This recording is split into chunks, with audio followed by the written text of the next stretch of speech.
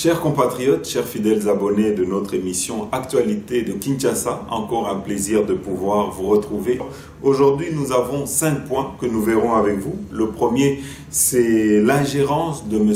Mike Hammer, l'ambassadeur des États-Unis au Congo, qui aujourd'hui se comporte comme un territoire conquis. Il se comporte comme si le Congo était une colonie des États-Unis avec des injonctions qu'il donne à nos politiques et cela est en train de friser aujourd'hui l'incident diplomatique. Alors, nous vous mettrons les paroles de M. Mike Hammer et nous reviendrons également sur les démarches que M. Mike Hammer est en train de faire pour qu'on puisse exclure M.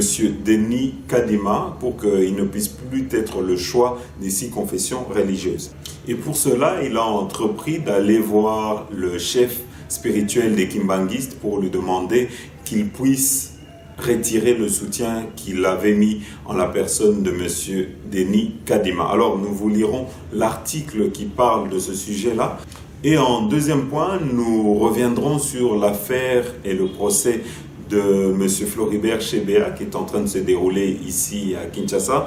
Vous savez qu'il y a eu le témoignage d'un des assassins de M. Chebeya qui explique en détail comment tout cela s'est passé et comment ils ont été récompensés. Ici, il faut savoir que la récompense que M. John Numbi, nommément cité dans cette affaire, il aurait remis à chacun des policiers $50. Et en troisième point, nous reviendrons sur l'affaire qui fait polémique ici au Congo, c'est la taxe RAM avec le prélèvement d'une certaine somme d'argent sur les différentes recharges téléphoniques. Alors, vous écouterez et nous vous mettrons les explications du ministre Kibasa qui parle de ce sujet-là. En quatrième point, nous reviendrons sur la francophonie. Vous savez que le chef de l'État, Félix-Antoine Tshisekedi, s'est engagé personnellement pour que les Jeux de la francophonie puissent avoir lieu ici au Congo très prochainement, à savoir en août 2022. En tout cas, grâce à l'intervention du chef de l'État lors de la dernière réunion des ministres, vous devez savoir que nous verrons une certaine accélération dans les travaux qui avait déjà débuté pour l'organisation des Jeux de la francophonie.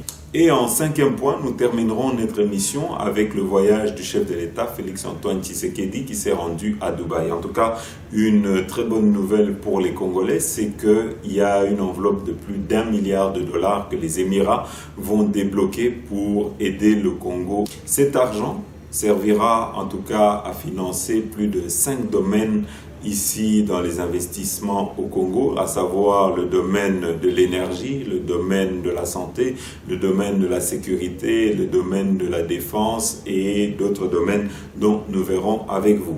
Alors, avant Yakobanda émission Nabiso, pour tous nos compatriotes qui ne l'ont pas encore fait, qui aiment nos émissions, qui aiment s'informer, n'hésitez pas à vous abonner sur notre chaîne YouTube RDC Source Info. Appuyez sur le bouton notification. Ainsi, vous serez directement informé lorsqu'une de nos émissions sera mise en ligne. Voilà Bandeko, Awato Bandi directement émission Nabiso avec le premier point, à savoir l'ingérence de M. Mike Hammer. Cette ingérence est devenue de plus en plus visible. Vous devez savoir qu'aujourd'hui, M. Mike Hammer est dans un activisme qui ne dit pas son nom. M. Mike Hammer confirme même qu'il y aura élection en 2023 et M. Mike Hammer est en train de donner des injonctions. Ici, en tout cas, à l'entendre, à l'écouter, on croirait que le Congo n'est pas un pays souverain et serait une colonie des États-Unis. Alors, ici, il y a une démarche que M. Mike Hammer a entrepris pour qu'on puisse plus, en tout cas, soutenir M. Denis Kadima, qui est le choix des 6 confessions religieuses sur les 8, à savoir les Kimbanguistes, les églises de réveil et d'autres confessions. Mais ici, ça bloque et nous voyons qu'il y a un certain lobby qui veut s'opposer à M. Kadima. Nous avons un lobby qui veut imposer son candidat et tout cela pour des fins qui aujourd'hui sont cachées.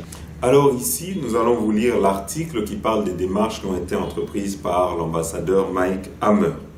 Mike Hammer rencontre Simon Kimbangu le 21 octobre à Kamba pour négocier la mise à l'écart de Denis Kadima. La pression continue à s'accentuer sur les confessions religieuses afin d'aboutir à un accord au sujet de la désignation du futur président de la Commission électorale nationale indépendante, CENI. La communauté internationale, qui se veut soucieuse de l'organisation des élections de la RDC dans le délai prévu par la loi, ne cesse de consulter des acteurs principaux dans la prise de décision afin de débloquer le processus qui a enregistré une impasse. Des sources proches de l'église kimbanguiste, CAS Info a appris que des ambassadeurs des USA, de l'Espagne et de Grande-Bretagne se rendront à Kamba dans quelques jours pour échanger avec le représentant de cette église au sujet de la désignation du remplaçant de Corneille Nangaa. Mike Hammer, ambassadeur des États-Unis en RDC, Carlos Robles, ambassadeur d'Espagne, et Emile Maltman, ambassadrice de la Grande-Bretagne, seront à Kamba le 21 octobre 2021. Ils ont pour ce faire adressé une correspondance à sa divinité Simon Kimbangu pour solliciter une rencontre. Déjà, nous sommes informés que les discussions tourneront autour de la question de Denis Kadima. Ils veulent à ce que ce dernier soit mis de côté, comme le soutiennent les églises catholiques et protestantes, a révélé à CAS Info une source proche de Simon Kimbangu. Toujours selon cette dernière, l'église kimbanguiste est loin de céder à toute pression interne ou externe face à cette question. Elle laisse la dernière décision à la majorité des confessions religieuses conformément à la charte. Et de conclure, nous ne sommes pas prêts pour accepter le néocolonialisme. Nous allons les recevoir, mais la position de l'Église reste connue face à ce sujet de la désignation du président de la CENI. Alors que l'ECC, l'Église catholique, s'oppose aux 6 autres confessions religieuses au sujet de la candidature de Denis Kadima, Corneille Nangaa, de son côté, alerte sur le retard pris dans l'organisation des élections et propose des pistes de solutions. Corneille Nangaa, président sortant de la CENI, insiste sur le début des opérations techniques qui permettront de respecter le délai constitutionnel. Les questions politiques sont flexibles, c'est-à-dire qu'elles peuvent se régler rapidement, selon le bon vouloir des hommes politiques. Par contre, les questions techniques sont rigides. Il faut respecter un certain nombre de préalables, a-t-il dit. Pour lui, l'urgence est de nettoyer et actualiser les listes électorales, ajouter des nouveaux majeurs et extirper les personnes décédées. Des études doivent être réalisées, des outils conçus, des appels d'offres lancés et les nouveaux matériels doivent être achetés. Dans le camp du pouvoir comme de l'opposition et même chez les religieux, on soutient qu'il faut commencer à préparer ces scrutins dès maintenant. Mais la question de la CENI actuelle n'aide pas. Et je suis venu aujourd'hui pour me bien informer à travers les 6 confessions qui sont aujourd'hui ici représentées. Et la position des États-Unis est bien claire. On voudrait qu'il y aura une élection crédible, libre et transparente en 2023, d'accord avec la Constitution congolaise. Et nous sommes ici comme un pays partenaire, privilégié et ami de la RDC qui voudrait renforcer les efforts du gouvernement de renforcer la démocratie congolaise. C'était une très productive réunion et j'apprécie beaucoup cette opportunité d'apprendre plus quelles sont les questions ponctuelles dans la sélection de la prochaine présidente de la CENI, que c'est une matière, un sujet urgent parce qu'on ne voudrait pas avoir le glissement. Ça, c'est fini. Tout le monde est d'accord qu'on doit avoir des élections bien faites en 2023. Voilà Bandeko, alors ici on commence à se demander pourquoi une telle ingérence d'un ambassadeur d'un pays étranger pour des affaires qui touchent et qui concernent d'abord les Congolais avant d'autres pays. Je crois qu'aujourd'hui, ce n'est pas parce que les États-Unis peuvent apporter une certaine aide au Congo que nous devons dire, comme dit l'adage, la main qui nourrit, c'est la main qui dirige. Je crois que nous sommes indépendants et il faut que les Congolais eux-mêmes puissent pouvoir décider de leur destinée. Voilà, en tout cas, Oyo et Tali Makambouana. Ici, nous allons vous mettre 2 vidéos des 2 ambassadeurs qui sont aujourd'hui dans la même vision que Mike Hammer, qui eux aussi sont en train de faire la pression sur les autorités congolaises, à savoir l'ambassadeur de la Suisse ainsi que l'ambassadeur de Grande-Bretagne. Alors de Tchelibino, image Nabango, Bolanda. Faire une visite de courtoisie au président de l'Assemblée nationale, important pour la démocratie du pays. Dans ce sens-là, on a échangé très ouvertement. On a échangé, comme premier thème, on a échangé sur les élections, que c'est absolument primordial vraiment d'avoir les élections en fin 23. Il y a toutes sortes des travaux préparatoires qui sont nécessaires de le faire. On a échangé aussi sur les différentes conditions qui sont nécessaires pour vraiment bien préparer les élections. Ça doit être transparent, avec qualité, c'est à voir avec la CENI, avec les différents candidats, les différents membres de la CENI. Alors tout, à la fin, avoir eu l'implémentation selon la constitution de la démocratie qui existe en RDC. L'autre chose, on a aussi discuté sur l'état des sièges dans les deux, en Est. Là-bas, on a échangé sur la problématique, mais on a de notre part, on a dit aussi que la Suisse va regarder aussi par rapport à la situation des droits de l'homme, un défi qui est toujours dans l'état de siège. Et on a dit aussi que notre soutien pour la RDC, c'est aussi en plus de notre coopération internationale dans les deux Kivu, c'est aussi la partie avec le programme DDRCS. C'est important de donner une perspective à la population, que pas seulement la réponse militaire, mais il y a vraiment une perspective au niveau du développement avec tous les intérêts de part de la RDC, de vraiment faire quelque chose par rapport au développement dans l'Est. Mais comme vous le savez, les confessions religieuses ont beaucoup travaillé sur plusieurs questions d'actualité, et en particulier celles relatives aux désignations au sein de la Commission électorale nationale indépendante. Et donc nous avons été invités à partager ce moment d'information avec les chefs qui sont ici présents pour obtenir des éléments sur les travaux qu'ils ont conduits et leur vision des choses sur la mission qui leur a été confiée sur le pied de la loi organique qui porte fonctionnement de la CENI. Nous avons été évidemment très attentifs à leurs explications et avons bien évidemment enregistré toutes les informations qui ont pu être communiquées et qui nous ont donné beaucoup de détails sur les travaux qu'ils ont menés jusqu'à présent. Écoutez, ça n'est pas à nous de nous prononcer là-dessus. Simplement, la bonne voie est de parvenir à ce que le processus électoral naissant aboutisse dans les délais constitutionnels à un scrutin qui sera accepté par tous et qui sera satisfaisant pour tous. Donc,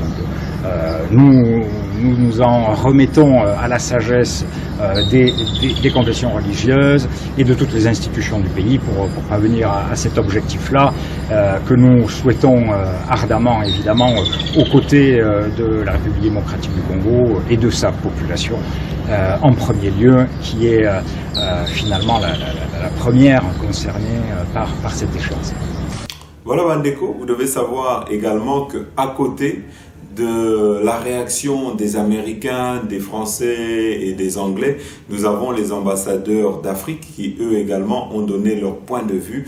Et ce point de vue est semblable à celui des ambassadeurs de la Chine et de la Russie, qui, eux, ont sonné la sonnette d'alarme en demandant, en tout cas, à tous les pays qui veulent s'ingérer dans les affaires propres au Congo de s'abstenir parce que le Congo est un pays souverain et qu'il faut respecter sa souveraineté. Alors awa tukotie la binope maloba yaba ambassadeurs Oyo qui tiennent à la souveraineté du Congo, ceux des ambassadeurs d'Afrique ainsi que ceux de la Chine. Bolanda.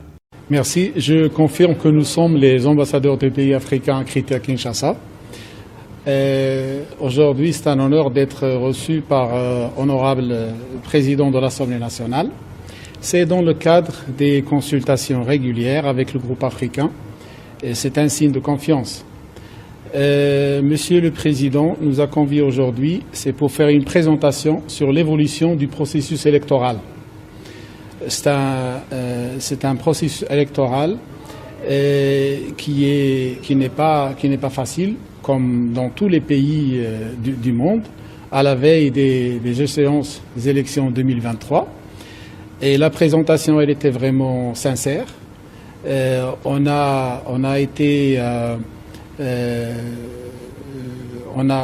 a étalé toutes les étapes et les discussions avec les différents partenaires. Comme j'ai dit, c'est un exercice très utile et c'est très démocratique. Avec nos souhaits que les prochaines échéances soient une continuation du résultat dont nous sommes fiers des dernières échéances. Comme je l'ai dit à maintes reprises, l'évolution démocratique en RDC et surtout les dernières élections sont un cas d'école pour tout le continent. Et nous souhaitons vivement que ce processus continue lors des prochaines échéances. Notre avis, je vous le dis sincèrement, d'abord, c'est une question interne. Et il faut prendre en compte et respecter la souveraineté de l'État et du peuple RD congolais. C'est un processus électoral et c'est une question interne. Nous devons d'encourager ce processus. C'est ça notre position. Sur deux sujets. D'abord sur les relations entre le Parlement congolais et chinois. On a discuté des échanges et de la coopération entre les parlementaires chinois et congolais pour contribuer au renforcement du partenariat stratégique sino-congolais. Monsieur le Président m'a aussi présenté le processus électoral qui est en train de se préparer et quelques sujets d'actualité de la politique congolaise. En tant que partenaire stratégique de la RDC et membre permanent du Conseil de sécurité, la Chine, nous sommes très attentifs à tout ce qui se passe au Congo, notamment concernant le processus électoral. Nous avons constaté des tensions politiques qui montent et nous sommes inquiets. J'ai souligné deux points avec Monsieur le Président. D'abord, la Chine soutient tous les efforts en faveur du dialogue inclusif et constructif entre les Congolais pour trouver une solution consensuelle aux problèmes concernant le processus électoral. Et nous sommes confiants que les Congolais ont la sagesse et l'intelligence pour parvenir à ce consensus. Deuxième point, la Chine est contre toute ingérence dans les affaires intérieures du Congolais, parce que nous considérons que la préparation, le processus électoral de la République démocratique du Congo, c'est une affaire interne des Congolais. Donc il faut laisser les Congolais régler leurs problèmes par une solution congolaise. La communauté internationale, nous avons le rôle d'accompagner ce processus et de donner notre soutien extérieur, mais sans ingérer dans les affaires intérieures du Congo. Voilà bandeko, awa toleki na deuxième point na biso eza makambo oyo etali procès, il y a Floribert Chebeya, Nafidel Bazana. Vous devez savoir une chose, c'est que le principal suspect de ce meurtre, à savoir M. John Numbi, est en fuite, mais les exécutants, à savoir les policiers qui ont exécuté le chauffeur de M. Floribert Chebeya et M. Floribert Chebeya lui-même, ont témoigné pour expliquer que les ordres venaient de M. John Numbi et que celui-ci aurait même payé ces policiers une somme de $50 pour exécuter ce crime-là. Alors, awa, tokotie labino, témoignage à policiers où ils ont expliqué que Nyoso s'était déroulé. Bolanda. Oui, tango bapesi biso balakisi biso chauffeur parce que biso toyeba ete motayebaka ye ezalaki Daniel na Christian. Tango balakisi biso na vitrine omoni so oza na kati ya biro vitrine filme ozomona na garage balakisi biso ye chauffeur ye wana bapesi biso mpe na sachet ya matériel oyo tokosalana. Est-ce que avant Bosala Moussala wana besoin qui mbongo et pas à Daniel, toi et pas à Christian, toi et pas à Milambo? Négatif. Et là comment on va passer que nous pendant Tongo si tango yo ça l'opération? Négatif mon problème. Kutongai nazareki wana toute la journée. Na baninga na ngai yo la soda mususu na kelai ko kado sanisi mo wa 500 na dia mo ali pardon. Parce que na messe des officiers avec wana maito ko tawana nazareki. Ok. Alors, Zala, calme, moyen, sur le côté, les sous-sous, nous pouvons savoir ce itinéraire. N'est-ce pas Bokende Daki? Si Bokende Daki na mitendi, Bolega qui nzela nini? Olobi obi na commissariat, Bokewa.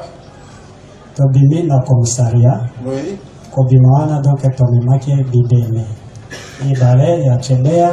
Na ya Bazana, Fidel Bazana. Tobimi na komisaria, tolandani Daniel yake akenda nzera na yetu na ebite. Ko nzera akenda, nende tokenda 4 verki. Kwa de défendre la décriseur moko na ya Chebeya, batiri ya Chebeya. Batiri ya Chebeya ekenda kivi kaye ende azalaka chauffeur de akubango. Tobimi, bon, là, va venir, ça fait 10 ans, c'est à Kumbuka. Tobimi, ça fait 10 ans. Tobimi, na commissariat, le kati, na ebike dokenda bandale, koti gitambo, tomati tout droit. Ok, Ipen, Mitendi. Tendi tokomi na continue mon frère. Vas-y. Tokomi na ferme. Balai ko rubakeza ya Jadija. Colonel Jadija comme général. Dokuta zaki na kutuba 23h tokende minuni. Dokuta ba chimbola libulu. Chimbola ligulu, Israeli na Zamba, Okota Pezae, Okota na Mati. Tozui ibendea, Fidel Bazana, to kunde nango na Botswana, tozipi, tozongi na Chebeya. Na kaka wana na Zamba wana, tozui, tozongoli ibendea Chebeya, tochi yango na muduka naye na vatiri naye tozongi naye dokomi pembeni ya cimetière ya Mitendi na Mupanzi tozwi biloko tosombaki bamesh banzaka ya basi to baprataka totikie na muduka wana kana 23h minuit déjà tunaenda minuit.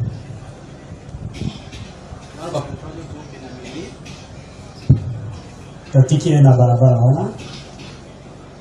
Tunaenda tunakamata barabara ya Rompo Ngaba. Mwenye alikuwa anatuadrese tozokelesela yango mpenza bamutokale ku éclaireur kwa baloka babiso colonel Kenga. colonel Kenga nde azalaki liboso kuna exception nzela ya jour. Tunaenda ku nyumba ya Mukalai. Tokei na ndako ya Mukalai.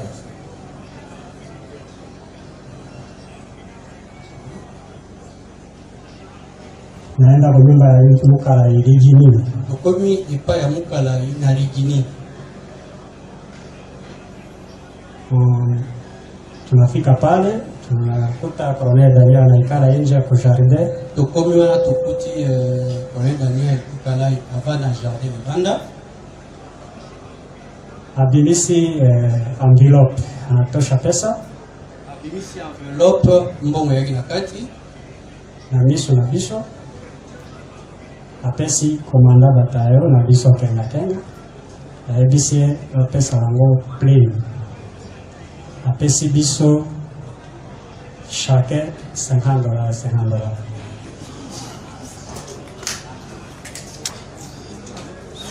Kwenye ilikuwa pesa yenye haina ya madevise. Ezalaki na yango ba devise te mbongo wana. Ezalaki nao bazalaki devise nao ezalaki devise te. Esanganaki na devise na nini afako. Ilikuwa nabidi tugabulane, tubadilishe tugabulane. Bapesi biso babito tanga epi tokabula. Changer. Daniel akatuambia hivi, hii ni mission secrète. Daniel akisibiso ko eza mission secrète. Mu macho ya komanda batayo na biso. Na miso ya komanda na biso isaki na Kenga. Akasema mwenye anapima kuongea hata kesubutu kusema naye tamfanya vile vile tunafanya chebe. Oyo akomeka koloba tokosala ye lolenge moko ni tosali chebe. Tukaitikia sisi hapo kwa na nani cha kufanya. Tondimi tuzali na swate. Tukatoka pale na komanda batayo. Tulongana komanda batayo. Kwa Daniel. Daniel, ipa ya Daniel tulongo wana. Tukaenda tukafika Victoire ndio tubadilishe pesa, tugabulane pesa hiyo. Tokomi na Victoire poto changer ba devise wana pe tokabulana. Tukachange tukagabulana. Changer pe tokabulana.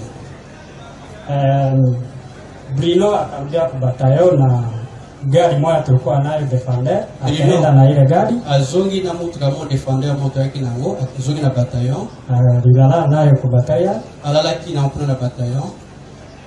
Si mie nilikuwa komanda secrétaire komanda bataillon ngana zalaki chef secrétaire komanda bataillon na kaye na Dudu tukaenda kwa kunyumba na Dudu tokei kuna na ndapo Ilunga na Saddam walikuwa na babibi bakaenda kwa Ilunga na Saddam bazaki marié bazonge pana ba. Katika asubuhi tukomi na tongo na saa moja ya asubuhi na 6h ya tongo 7h na tongo tuko naenda 8h tuzokende vers 8h nikeona appel na yoki appel ya Colonel Daniel Mukalai. Colonel Daniel Mukalai Bilingai. Nikaitika na ndimi akenielezea nimupatie address fasi tuliacha maiti ya Chebea. Alobi nangai na pesa ye reference ya isika oyo totikaki Chebea. Kwani anamuita Kenga hamupate kusimu. Po abengi Kenga azui na telefone te. Nikampatia address akasema aiko na tuma police scientifique. Na pesi ye alibazotinda police scientifique. Ile siku ikapita. Kolwani leki.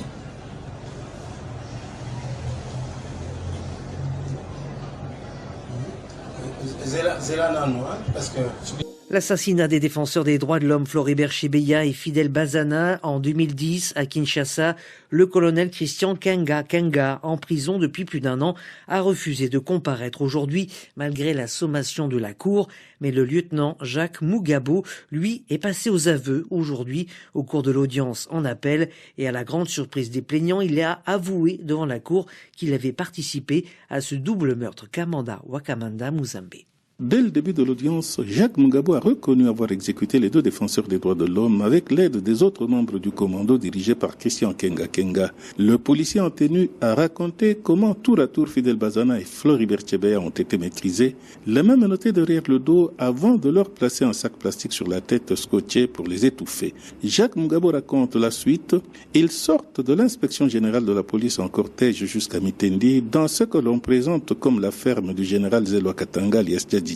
À notre arrivée, le trou pour accueillir le corps de Bazana était déjà creusé par un militaire déjà sur place, a précisé le lieutenant Mugabo. Selon lui, c'est sur le chemin du retour que le corps de Chebeya a été abandonné dans la voiture de l'ONG La Voix des Sans-Voix au bord de la route. Il détaille aussi la façon dont la scène du crime a été maquillée. Nous avons placé, dit-il, des préservatifs, des mèches de cheveux et des faux ongles avant de descendre son pantalon au niveau des genoux. Pour cette tâche, Jacques Mugabo et ses autres collègues auraient été rémunérés $50 chacun. Sur sa disparition, il annonce avoir été caché par John Numbi dans sa résidence à Lubumbashi. Kamanda Muzembe, Kinshasa, RFI. Voilà Bandeko, awa toleki na 3e point na biso, oyo etali affaire RAM. Vous devez savoir qu'aujourd'hui, tout Congolais qui recharge une partie de son argent est récupéré et retiré en faveur de la taxe RAM. Et ça suscite en tout cas beaucoup de tollé au sein des Congolais. Et aujourd'hui, il fallait que le ministre puisse aller s'expliquer. Monsieur Kibasaki, le ministre des Pétentik, a dû aller s'expliquer auprès du Parlement congolais. En tout cas, et Lokoyo, il faut boyeba dans ces explications et dans les informations que nous avons pu recueillir, c'est que le gouvernement, dans peu de temps, va annuler cette taxe Oyo et cette taxe RAM. Et donc ici, le ministre a pu apporter quelques informations concernant qui gérait cette taxe RAM. Est-ce que cette taxe RAM elle est bénéfique ou pas? En tout cas, Torotier Labino Malobanaye avec ses explications. Bolanda. En ce qui concerne la gestion des revenus du RAM, devrais-je encore une fois affirmer du haut de cette tribune que le ministre des Pétentik n'est pas gestionnaire des revenus du RAM. En effet, comme évoqué si haut, créé par la loi numéro 014/2002 en application à l'article 8 de la loi numéro 013/2002 du 16 octobre 2002, l'ARPTC est un service public doté d'une autonomie financière et administrative ayant de ressources propres qui constituent ses revenus. C'est sur base de la déclaration de la décision 053/RPTC/CLG/2016 du 22 juillet 2016 du collège de l'ARPTC qui consacre la certification préalable des appareils mobiles au moyen d'un système CER fonctionnant sur base du numéro e-mail que le gouvernement avait décidé de l'implantation du projet RAM. Conformément à l'article 22 de la loi créant l'ARPTC, la gestion de celle-ci relève de ces 2 organes. Le président, qui est l'ordonnateur des dépenses, et le collège qui adopte son budget et décide de son affectation dans le but d'accélérer l'inclusion numérique et le développement du secteur. Nous pouvons citer à son actif le projet Synted sur la connectivité des entités éducatives, le Wi-Fi gratuit dans les universités et places publiques et autres projets de grande envergure à venir. Compte tenu de son statut légal comme service public jouissant de son autonomie financière et administrative, le ministre ne peut en aucun cas s'immiscer dans la gestion de l'ARPTC. Compte tenu de nombreuses questions soulevées par les honorables députés sur la gestion de fonds perçus dans le cadre du RAM et pour la clarification de celle-ci, nous sommes d'avis que l'initiative d'une enquête parlementaire relevant de prérogatives de cette auguste Assemblée ne serait pas malvenue. Permettez-moi, du haut de cette tribune, de préciser que le gouvernement de la République considère le RAM comme un revenu de prestation de l'ARPTC et non une taxe. L'origine du RAM remonte à la loi numéro 013/2002 du 13 octobre 2002 sur les télécommunications en République démocratique du Congo et la loi numéro 014/2002 de la même date portant sur la régulation des postes télécommunications du Congo, ARPTC en sigle.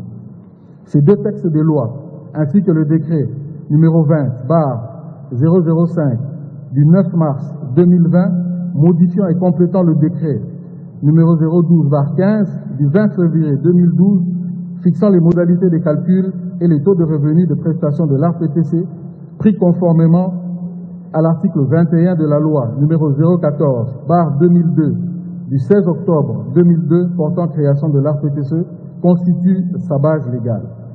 Le décret numéro 012/15 du 20 février 2012 avait été pris par le Premier ministre Adolphe Muzito et le décret numéro 20/005 du 9 mars 2020 par le Premier ministre Sylvestre Ilunga Ilunkamba. L'autorité de régulation de la poste et télécommunications, ARPTC, en sigle créé par la loi 014 en application de l'article 8 de la loi cadre numéro 013/2002 du 16 octobre 2002, est un service public doté d'une autonomie financière et administrative ayant des ressources propres qui constituent ses revenus. Conformément aux dispositions légales ici évoquées, le RAM est donc une rémunération des prestations de l'ARPTC et non une taxe. Suivant la dite loi, l'ARPTC a reçu mandat de certifier tous les appareils mobiles. Ici est de noter que le RAM découle d'une recommandation de l'Union internationale des télécommunications, UIT en sigle, auquel la République démocratique du Congo a adhéré depuis 1964 et a signé en tant qu'État partie. À propos de l'option de la suppression du RAM, j'informe l'auguste Assemblée, et particulièrement l'honorable Missare Mugombera Claude, que je me suis senti personnellement interpellé par la pertinence des interventions des honorables députés. C'est pourquoi, en vertu du parallélisme des formes et des compétences, je me suis fait le devoir de saisir officiellement le gouvernement, compte tenu du fait que la question de la mise en œuvre du RAM a été discutée et décidée en Conseil des ministres.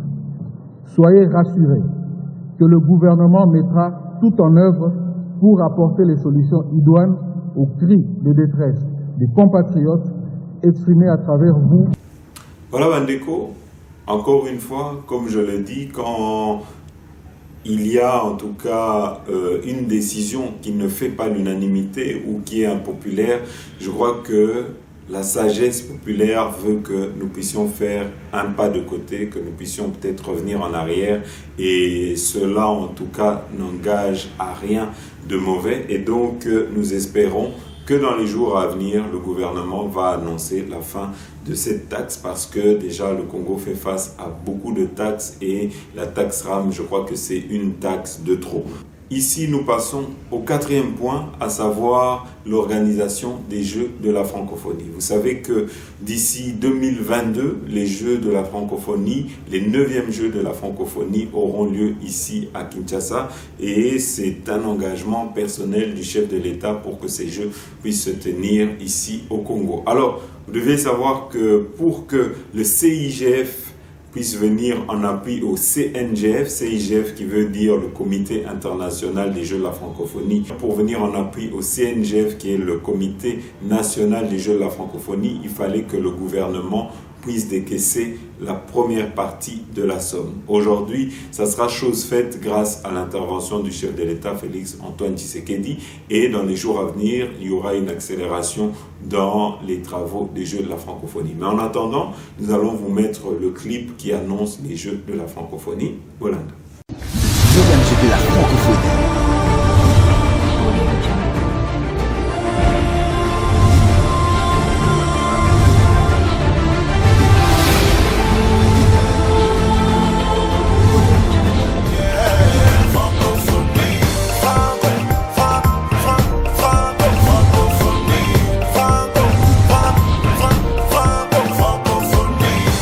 en route pour le 9e jeu de la francophonie.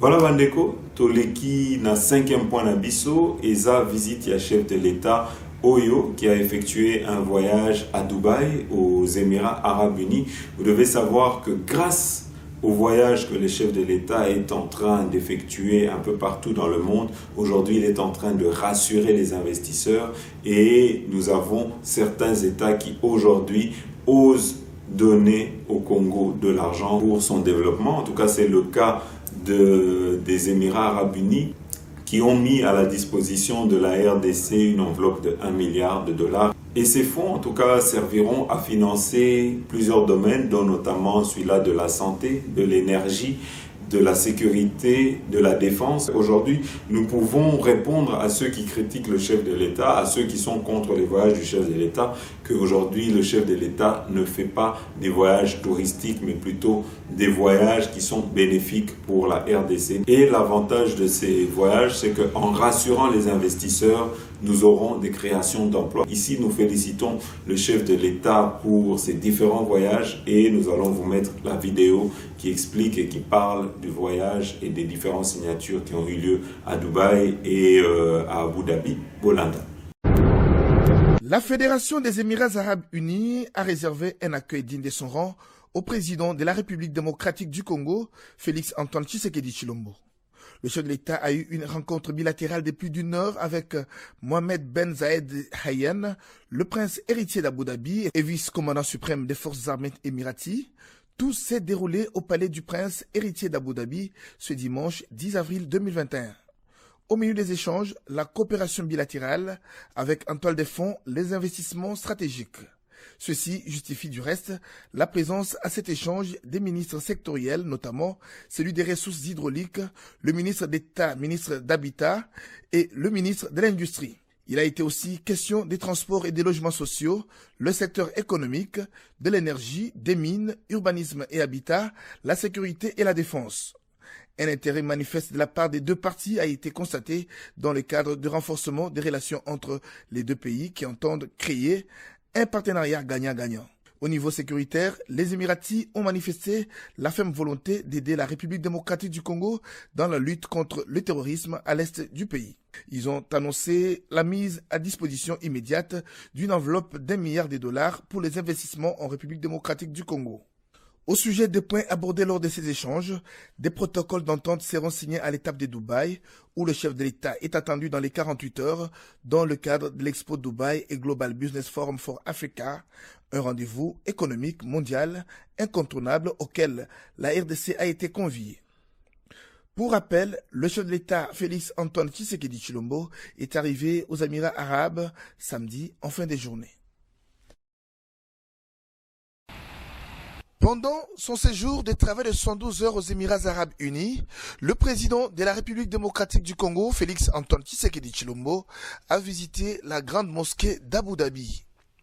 Guidé par Youssef Al-Obed, directeur général du centre islamique Mosquée touristique Zayed, nom de Cheikh Zayed Ben Sultan Al Nahyan, premier président des Émirats Arabes Unis et commanditaire de l'édifice, le chef de l'État a eu des explications claires et nettes sur l'histoire musulmane et la construction de cette bâtisse qui aiguise la curiosité de tout visiteur aux Émirats Arabes Unis. Avec une superficie de 22 412 mètres carrés et sa capacité d'accueil de 40 000 personnes, la mosquée Zayed est la plus grande mosquée des Émirats Arabes Unis et 9e au rang mondial. Elle est située à l'est du Golfe.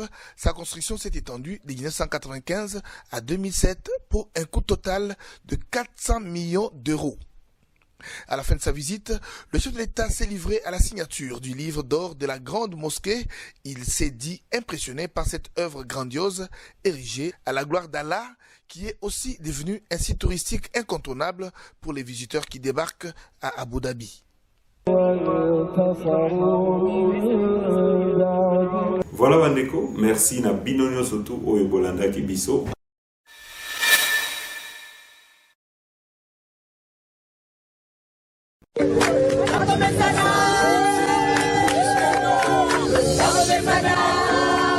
Benson Music. Oh mamé, oh mamé, oh mamé, oh mamé, oh mamé, lele, oh mamé, lele.